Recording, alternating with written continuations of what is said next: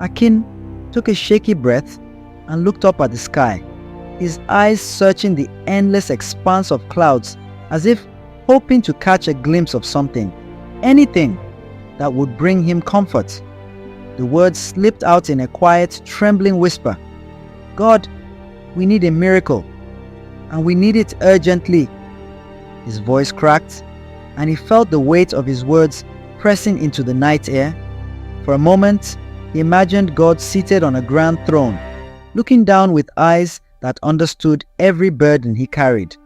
Akin's heart ached with a mixture of hope and desperation. "Can you see us, God?" he thought. "Do you know how much we're holding on, waiting, hoping?"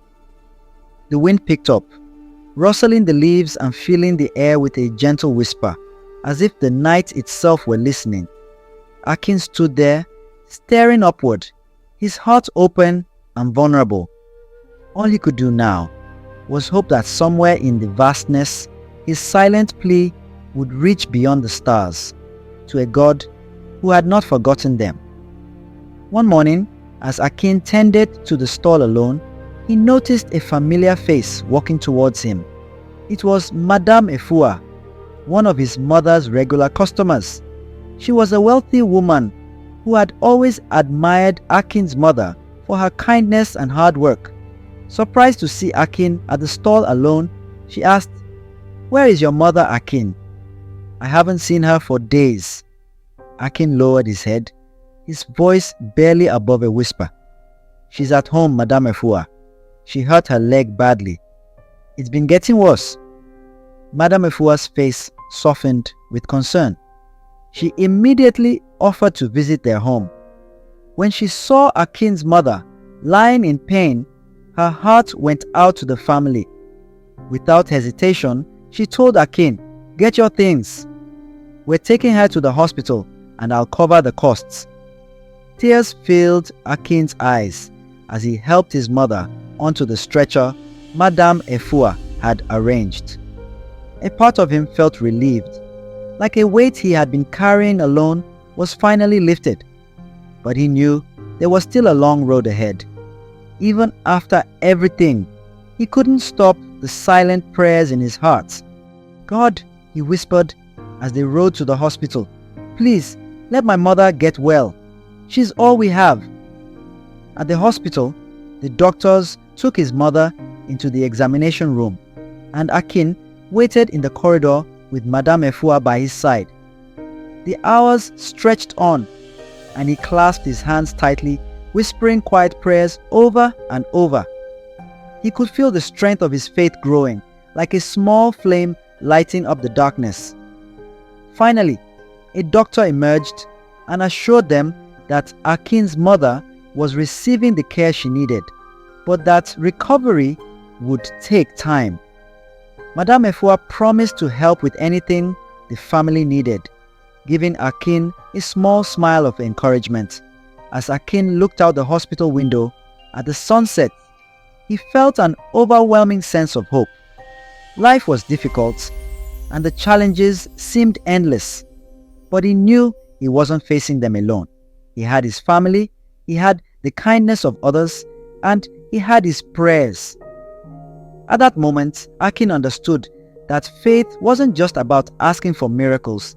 It was about finding the strength to keep going, even when the path seemed uncertain. And with each new day, Akin promised to hold on to that strength, to keep praying, and to never give up. Mama Akin was finally on her feet, each step a bit steadier than the last. She could hardly believe it when the doctor told her she would be discharged the next day. It was like a dream, one she feared would slip away if she closed her eyes. That evening, Madame Efua visited, her face beaming with pride. "Tomorrow's the big day," she said, her voice filled with warmth. "I'll be here bright and early to drive you both home." Akin glanced at his mother, and they exchanged a look. "Madame Efua," he began, his tone gentle, "you're indeed an answered prayer. You came into our lives when all hope was lost. May God always help you as you've helped us. But truly, You don't have to drive us home. We can take the bus. You've done so much already. We don't want to be a burden." But Madame Efua waved her hand dismissively, her eyes crinkling with a kind smile. "Nonsense, Akin. You're family now, and family doesn't count kindness in coins. I'll be here. Now get a good night's rest, both of you." The next morning, true to her word, Madame Efua was waiting outside in the hospital parking lot, her car's door open and ready. When Akin and his mother emerged, she gave them both a warm smile. "All set?" Akin couldn't help but feel a swell of gratitude as he helped his mother into the car. He thought about all the nights he had prayed, begging for a miracle. Now, as he climbed into the back seat beside his mother, he realized that sometimes miracles came quietly, in the form of people with open hearts and hands. As they neared the house, Akin's heart was light, still basking in the relief of having his mother back. But as they pulled up to their humble home, his heart dropped. Scattered across the front yard were their belongings, tattered clothes, dented cooking pots, even the old worn bed that his father depended on. And there, in the middle of the chaos, lay his father, covered in dirt, trying to push himself up as rough-looking men sneered down at him. Akin shot out of the car, running straight to Baba Landlord, falling to his knees and grabbing the man's feet. "Please, Baba Landlord," he begged, his voice breaking. "We just need a little more time. My mother's been in the hospital and we've had no way to make ends meet. Please, call off your men." His father coughed from the ground, a hand stretched out as if to keep his son from lowering himself. But Akin couldn't let go. He held onto the landlord's ankles with all his strength, hoping, praying for a scrap of mercy. Just then, Madame Efua and Mama Akin came out of the car, their faces stricken as they took in the scene. Without a second thought, Madame Efua stepped forward, her voice firm. "How much do they owe you?" she asked, pulling out her wallet. "I'll pay it, right now." But the landlord waved her off with a scoff. "It's not just about the money anymore," he said coldly. "I already have new tenants moving in next week. I've been more than patient with this family, but they've stretched my goodwill to the breaking point. I'm done waiting." "Please," Madame Efua insisted, raising her offer. "I'll pay double just so they can stay a bit longer." Baba Landlord shook his head, unmoved. "It's not about the money," he repeated. "They need to be gone. I want a family that can pay on time, not a charity case." Hearing those words felt like a knife twisting in Akin's heart. Every ounce of hope he'd clung to seemed to crumble. Slowly, he released his grip on the landlord's ankles, his eyes hollow and empty. He stood up, swallowing the humiliation, and moved toward his father, who lay on the ground, helpless and defeated. As he bent down to help his father to his feet, Akin fought back the tears threatening to spill. His mother placed a shaky hand on his shoulder, her own face pale and worn. They stood there, their family broken and exhausted, watching as everything they owned lay scattered and trampled in the dirt. Madame Efua, looking at the devastation around her, clenched her fists. "Come with me," she said, her voice filled with determination. "You're not staying here another night." Akin looked at her in disbelief. "But where will we go?" he whispered, his voice barely audible. Madame Efua's eyes softened as she placed a reassuring hand on his shoulder. "Somewhere safe, Akin. Somewhere you won't have to beg for a roof over your head." She glanced back at the landlord, her gaze fierce. "You may have lost this place," she said softly, "but you haven't lost everything."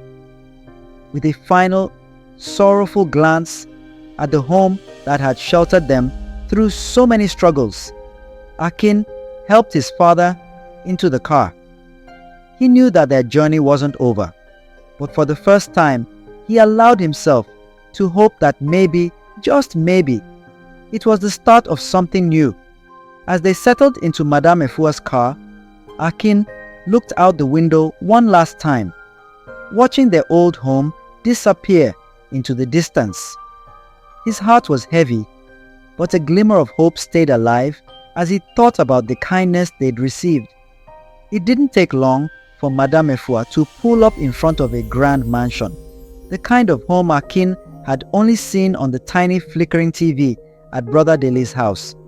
He stared in awe, taking in the gleaming windows and the towering entrance.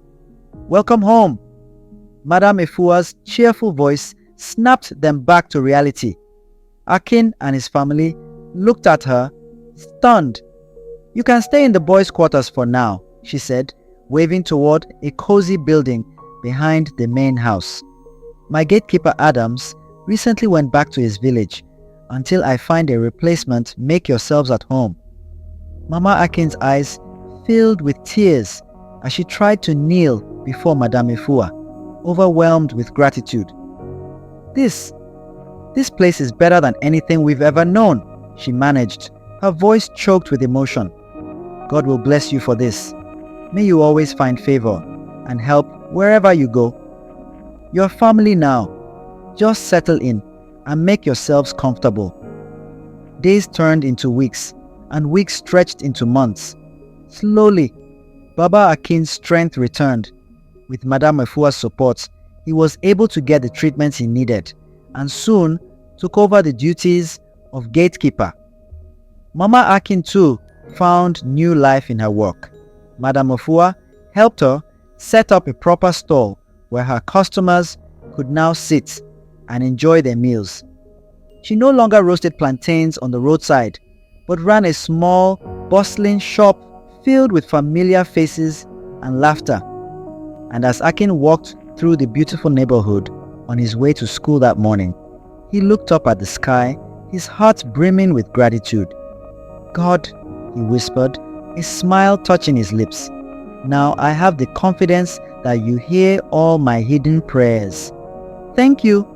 If you've been touched by our story, let us know where you're watching from and show your support to keep us going. Every bit of encouragement